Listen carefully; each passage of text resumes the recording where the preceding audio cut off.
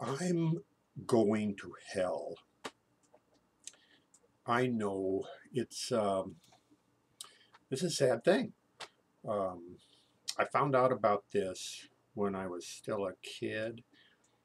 Um, I was about 7, 8 years old, and I was coming home from church. I was in the back seat of my parents' car, and I told them, "Hey, you know what? We don't need to go to church anymore." And my dad, he looked over at my mom and he said, "What'd that kid say?" And my mom looked at me funny, and I said, "Well, we don't need to go to church anymore because there's no God. God doesn't really exist." And by then, I already knew that there wasn't any Easter Bunny and there wasn't even any Santa Claus. And it had finally dawned on me that there really wasn't any God either. So we didn't really need to go to church. And my dad, he like slams on the brakes. And well, that was the start of the whole thing. I think for a while there, they kind of wondered if they might have a demon possessed child. They thought, maybe that was possible. There were many attempts to save my soul. The pastor, he really tried his best, and my Sunday school teachers tried. I don't think they can be blamed, or my parents. And the pastor would even bring in evangelists. These guys were professional preachers who specialized in saving souls, and they were very good at their jobs, and they would save lots of people, hundreds of people. And I think the pastor would tell them that there was a boy in the church who didn't believe in God, and so they would all take a shot at me, and they would play the guitar and sing and tell stories, wonderful stories, sometimes blood-curdling, terrifying stories, and emotional stories. They were very good, and they would often talk about boys who thought they were too smart for God, or smarter boys who thought they were smarter than God. That was pretty bad. Unfortunately, none of this really worked, and I remained, a lost soul. And finally, the pastor told me that he thought I might be one of the damned. Um, and that was really bad. If you were one of the damned, you go straight to hell. Um, do not pass go, go straight to hell. And there was something wrong with me apparently, and I was one of the damned, and that's all there was to it. Well, I grew up, became a college professor. My department thought it would be a good idea if I would teach Dante's Inferno in one of my classes. So I learned quite a lot about hell from Dante. There are 9 circles of hell. Um, Up at the top, that's where they have the unbaptized babies, and then they have like the adulterers.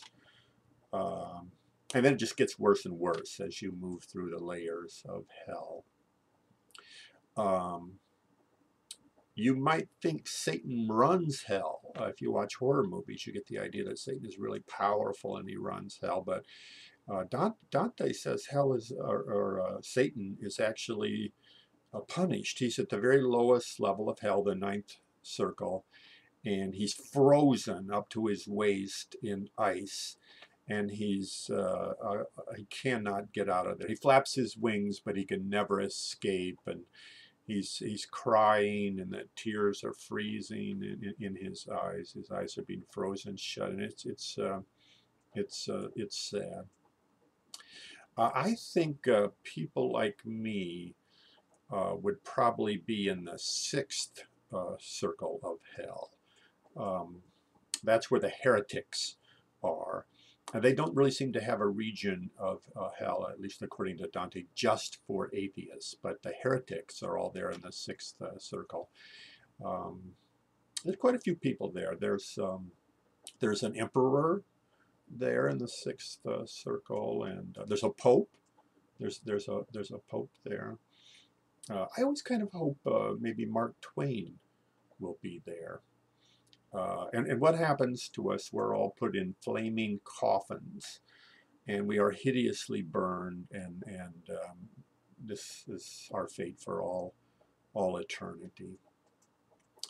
I eternity is long. I'm kind of hoping to have something to do, keep busy, and I'm thinking I might work on not just an escape, but maybe I might join the rebellion if there is such a thing. Um, According to Dante, hell is patrolled by the centaurs, and if anyone escapes or attempts to escape from his circle, the centaurs run him down and just do terrible damage to the soul. And I just probably wind up back in my flaming coffin. But my idea is that maybe instead of trying to go up to the higher levels of hell, go down, and maybe the centaurs won't really be ready for that. And maybe I could join a gang of rebel souls, and we would go all the way down to the bottom of hell, and we maybe would try to melt that ice where Satan is trapped with I don't know, hair dryers or whatever we could find, and maybe we could unfreeze the ninth level and free Satan and start another rebellion. Well, I don't know, maybe it wouldn't work, but something to do. Um, I often think, well, there'll be a lot of company in hell.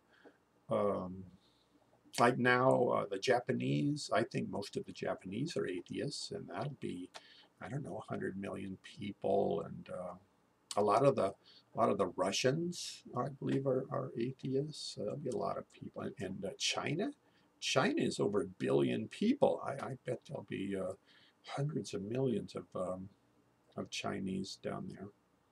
Well, not to mention the Europeans. The Europeans, they used to be Christian countries, but now I think about 90% of them don't even go to church. So I don't know. I probably should try to learn how to speak French. Well, I like to think that all my relatives, most of my relatives, I'm pretty sure will be in heaven, and maybe once in a while they will look down there and see me in my flaming coffin, and I like to hope maybe they'll miss me a little bit, and maybe once a year, perhaps on my birthday, one of them will send me a glass of ice water.